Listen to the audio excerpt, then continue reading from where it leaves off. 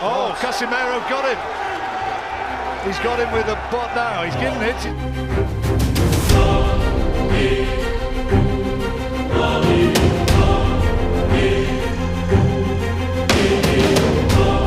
Ang maagang paglipad ni John Riel Casimero papuntang Tokyo, Japan upang ipakilala sa Japan Boxing World ang laban nito sa ngayong Oktubre taong kasalukuyan dahil binigyan diin ng Japanese promoter ni Casimero na mahihirapan itong si Oguni na i-promote ng mag-isa sa Japan ang kanilang laban ni Casimero. Sa madaling salita po ay pupunta ng maaga sa Japan si Casimero upang tulungan si Oguni na i-promote ang kanilang laban sa Japan, at dito ay inaasahan na paniguradong pagkakaguluhan ng mga Japanese boxing fans ang ating nag-iisang 3-division champion na si Casimero. Kasabay nito ay nagbigay ng panayam ang pamunuan ng Top Rank Promotion patungkol sa plano nitong magpadala ng mga kinatawan papuntang Japan upang mapanood ng personal ang nasabing laban ni Casimero.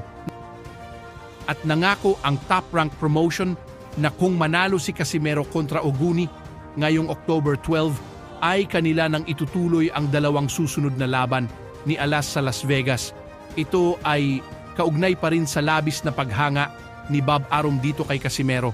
Hindi man nito aminin ng direktahan ng paghanga nito kay Casimero, ay makailan ulit naman nitong nabanggit na itong si Casimero lamang ang may talento at lakas na makipagsabayan sa Hapon na si Naoya Inoue. Ito ay hindi na nakakapagtaka dahil makailan ulit na rin noong hinarang ni Arum ang laban sa pagitan ng alaga nitong si Inoue kontra Casimero. Sa kadahilanang hindi pa tuluyang gumagaling noon ang nabasag nitong eye socket na nagmula sa sulidong left hook noon ng ating The Flash Nonito Donaire sa kanilang unang matchup noong taong 2018.